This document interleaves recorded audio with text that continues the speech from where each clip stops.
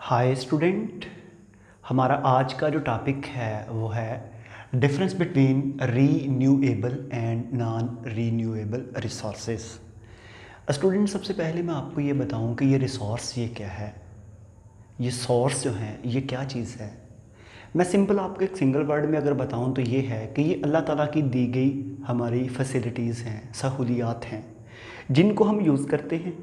हम इस प्लेनेट पे ज़िंदा हैं, हम सस्टेन कर रहे हैं, हम एग्जिस्ट कर रहे हैं, ठीक है।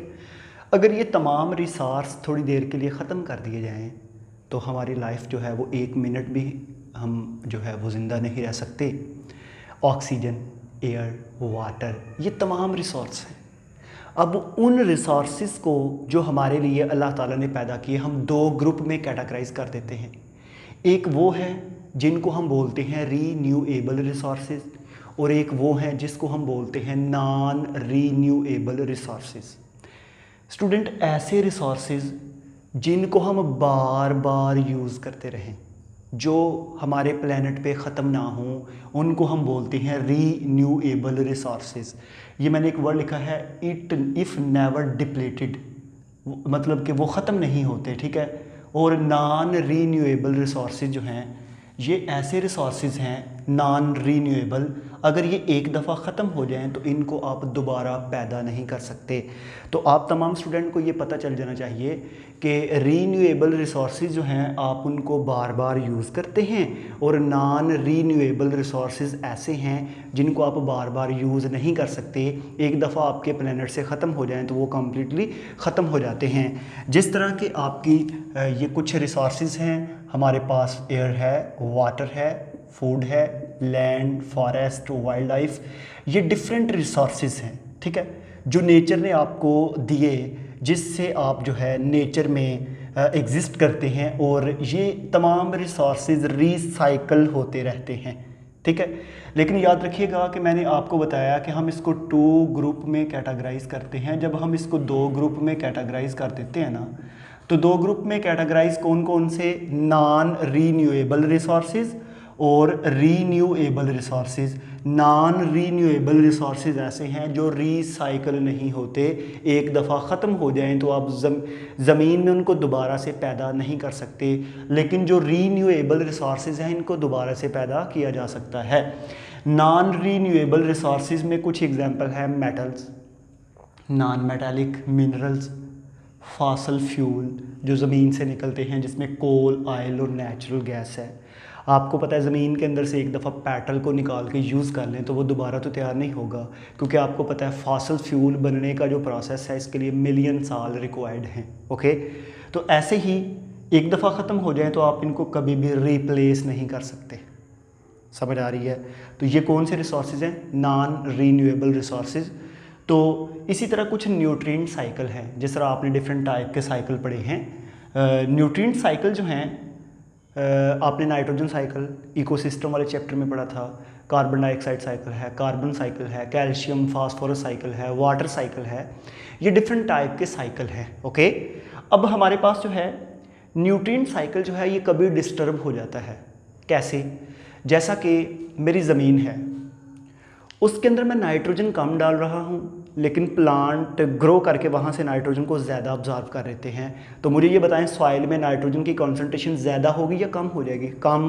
तो पहला पॉइंट है कि हमारे पास, अगर आप इसको देखें, न्यूट्रिएंट्स नॉट रिटर्न, अगर सॉइल से आप न्यूट्रिएंट को निकालते हैं तो दोबारा डालते नहीं हैं।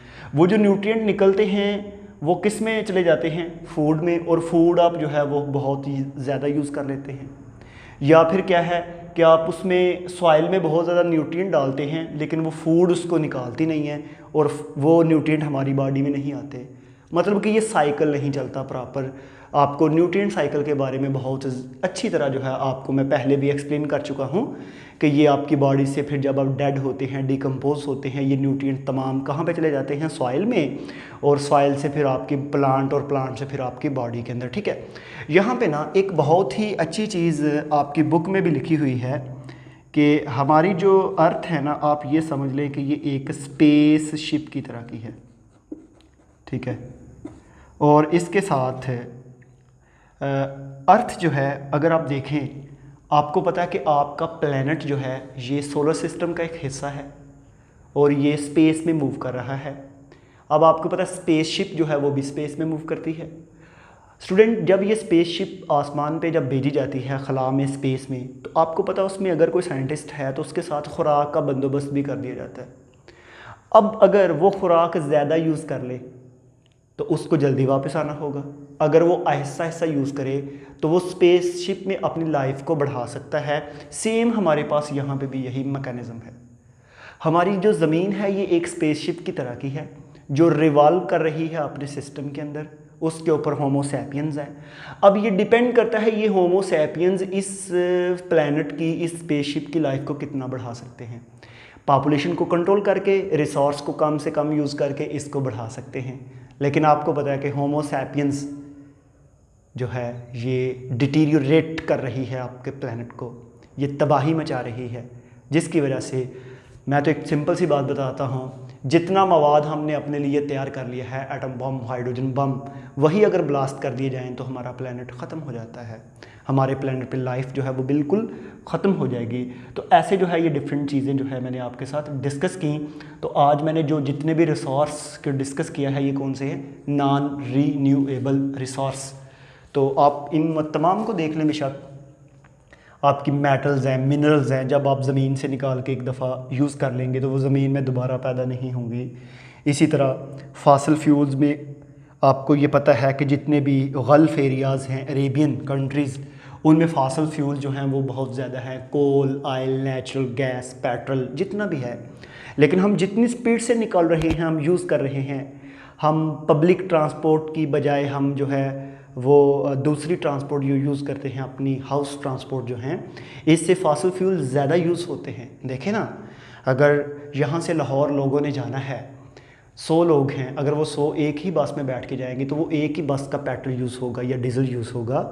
अगर 100 लोग अपनी अपनी जो है गाड़ियाँ लेके जाएंगे तो कितना पेट्रोल यूज़ होता है। तो ये डिपेंड हम पे करता है।